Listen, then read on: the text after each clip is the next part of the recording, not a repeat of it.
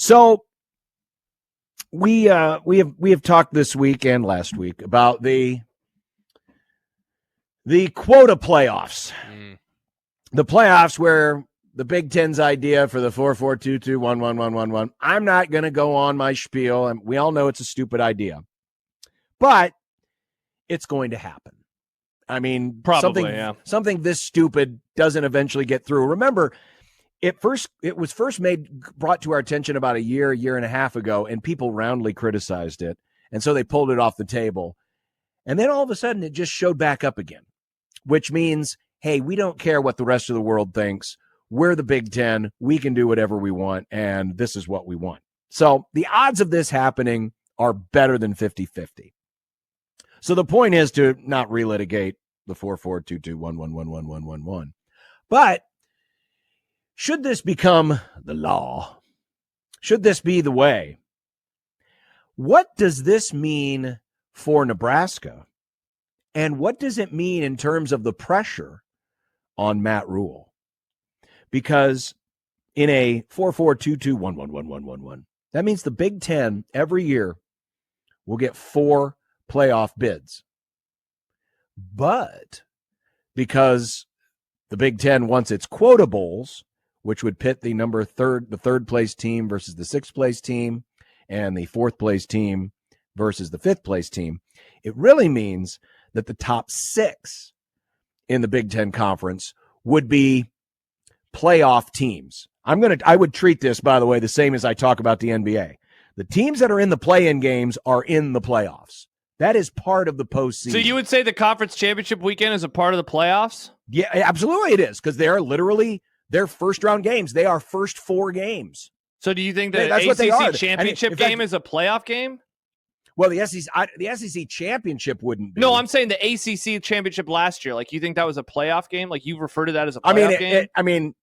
But for also why? Who cares? Like, what's the semantics here that is like, why are we on a high horse about this? No, I'm not on a high horse. I'm just saying that essentially means that the top 6 in the Big Ten are playoff teams. So how much more pressure does that put on Rule? What does that mean for Nebraska? Because now the goal is every year, hey, if we finish in the top 6, we've given ourselves a chance. Yeah. How does that change the dynamic? How does that change the dynamic of how people now would look at a season? I think it changes it a lot. My first initial, first blush opinion is this is the thing. See, now, John, I have to separate, and I think we have to both do a good job at trying to separate our feelings towards the sport. Again, I've already established that. It's a dumb idea, but let's just argue it out as it is the law of the land. It's happened. There's nothing we can do about it. In a way, I'm saying it to myself. This is the change in college football, or this is the thing that Nebraska has been waiting for. Because I think that everything that has happened to the sport since, honestly, you could say the Big 12 being formed and like Prop 48 getting voted away, right? Mm-hmm. I don't think the BCS hurt Nebraska, so to speak, but a lot of the other changes that have come along, and I don't want a Wisconsin or an Iowa fan or anyone else to listen in here. Yeah, but what about Nebraska, Josh? Put blame on them. I obviously am. Mm-hmm. They have pushed themselves further and further away from the top of the sport too. Mm-hmm. But every change in theory that has come along, I think has made it harder. Every game is on national television. The edges of Nebraska from the 70s and 80s and early 90s are now long gone, partly due because of the sport, partly due because of Nebraska. Mm-hmm. And so I look at the most recent changes, though, and I look at a Big Ten conference of last year, and this league expanding to 18 teams and no more divisions, and top 2 teams make it to the conference championship game. Usually top 3 to 4 are going to make it to the playoff. And you say, wow, can Nebraska be a top 2 team? Probably not. Can they be a top 4 team? I guess, but it's going to be really hard. And so maybe, John, I'm an idiot here because 6 is only 2 spots lower than 4.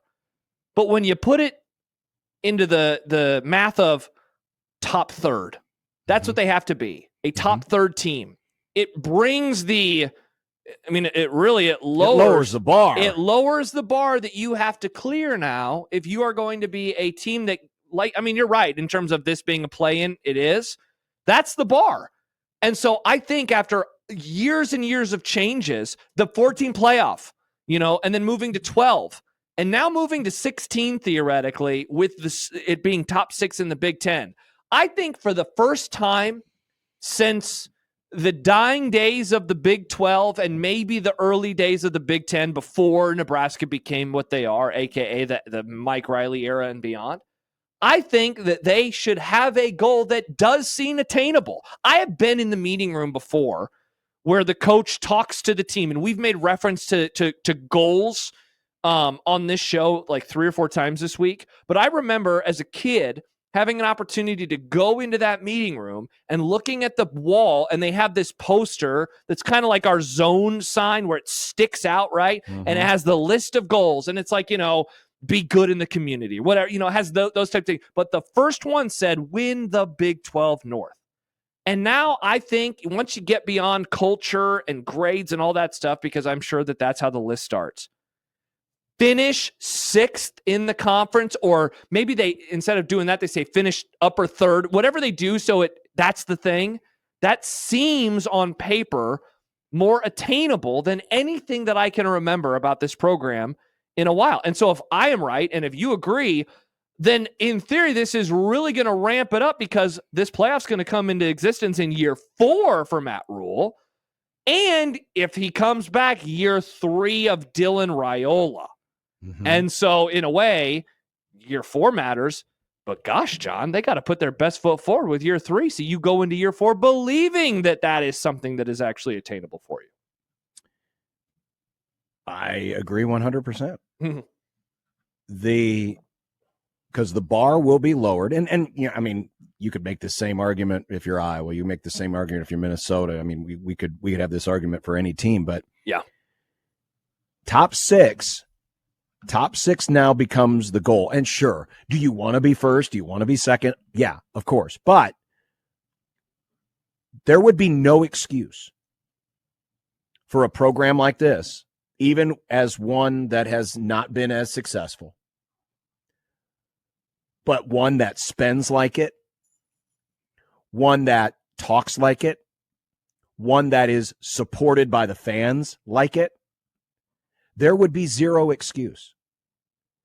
There would be a way. Let's pretend that the current format of 12 teams with only the automatic qualifier going to the Big Ten champion, let's pretend like that was the format of the future. Your goals could be a little more ambiguous. You could say we need to contend for the college football playoff, but you don't know where that exact target is.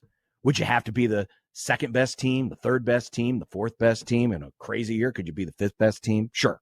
But it's the same goal, but now that you've put a number next to it, it's clear. It's a line of demarcation. You're no longer subjecting yourself to the whims of a selection committee. Correct. You are now, if you finish in the top 6, you are in the playoff, whether it is as a play-in game or if you're finishing first or second, you're automatically in. You don't have to do the play-in game. But the bottom line is this: you have now put a number next to it. Now you know, hey, if we reach that point on the mountain, we're in. And that is different than what we currently have, which is, well, we want to be in contention. We want to finish.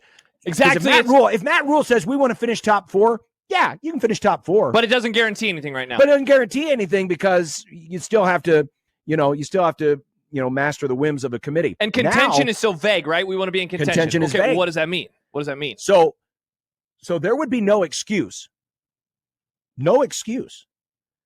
that the goal every single year for Nebraska would be finish top 6. Yeah. Yeah.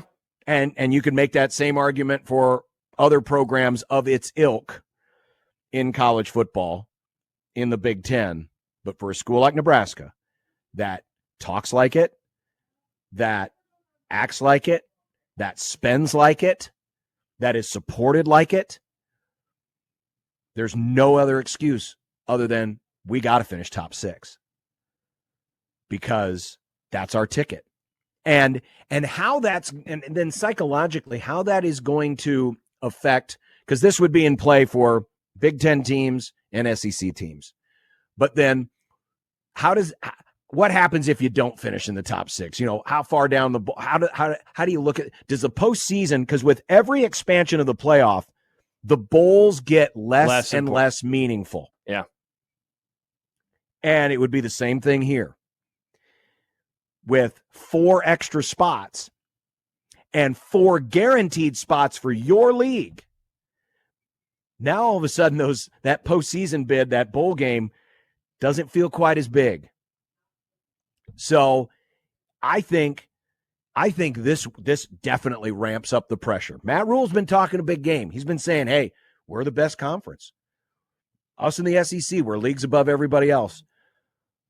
But guess what? Now that there's a number attached, or would be a number attached to what you need to do, the bare minimum you need to do to qualify for the playoff, your goals now are the same as an NFL team. An NFL team at the beginning of the season, we got to be in the wild card. Well, how do you get in the wild card? You got to have one of the 6 best records or 7 best records in the league, in your conference. It's a set bar.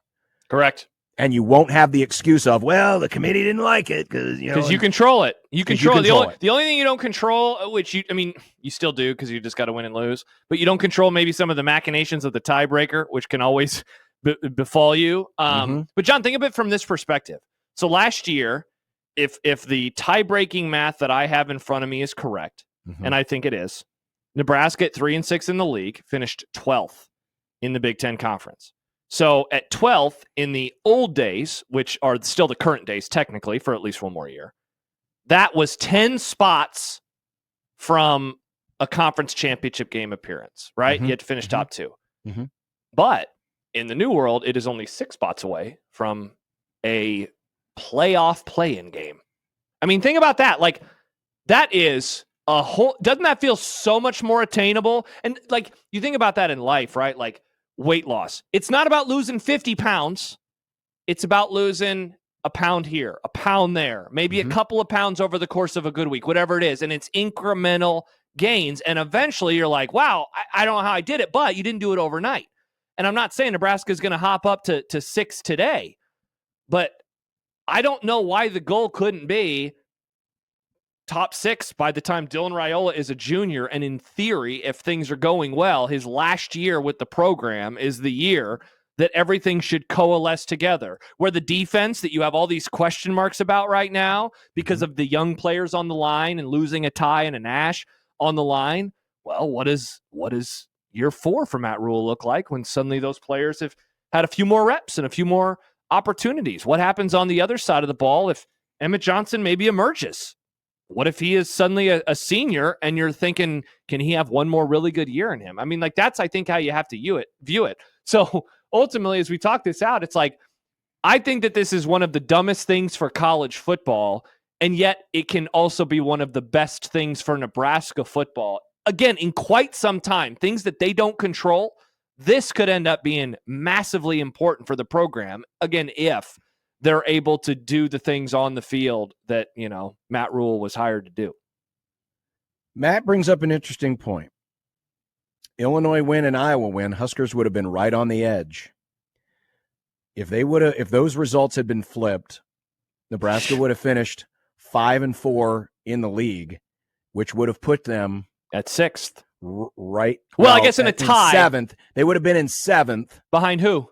Behind, Illinois and Iowa. Well, those teams actually would have fallen back. So correct. You would have had Nebraska, Iowa, stupid 5-way tie. Nebraska, Illinois, Iowa, Michigan, and Minnesota would have all been 5-4 football teams. Exactly. And that, I mean, like, that's how close they were last year. Correct.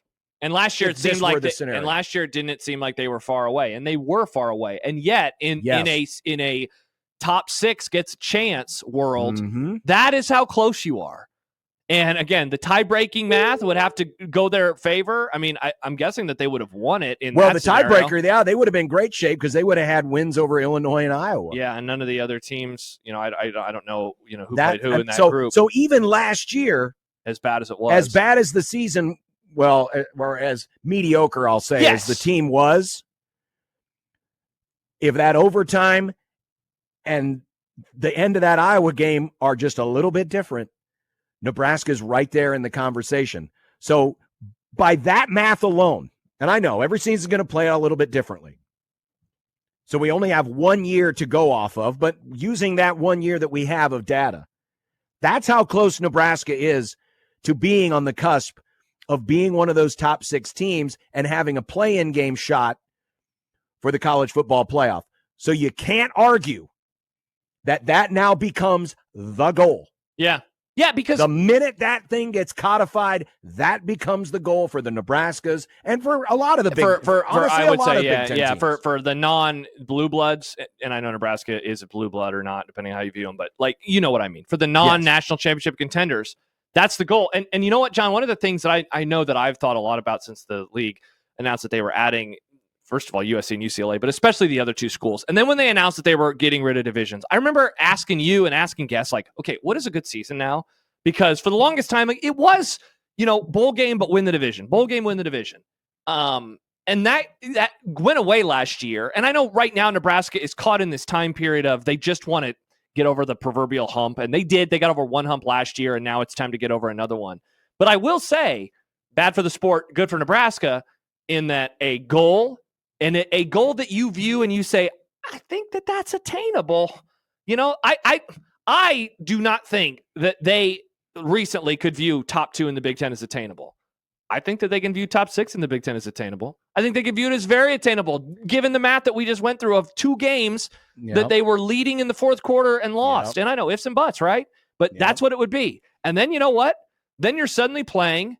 Last year, oddly enough, it would have been Indiana that would have been the 3 seed, and you're playing a team that smoked you, but you're playing them with a 1-game shot at a playoff, and that's what you're going for. And so, all this is great for the program. It's awesome for Nebraska. Now, again, it ramps up the pressure, but awesome. I think that's good too. This it's program awesome needs for that Nebraska, type of pressure, but man. It's bad for college football because just imagine. I mean, did Nebraska look like a team that belongs in a playoff last year? Yeah, and it's a great point because I think you could say that about the other teams. But I'd say that about Iowa. I'd say that about Illinois last year, Michigan, Minnesota, all those teams that would have been. But those are the teams. That's what you would be looking at in this format. Yeah, you'd be looking at a lot of meh, a lot of mediocre. But you're right. Good for Nebraska, bad for college football. Definitely.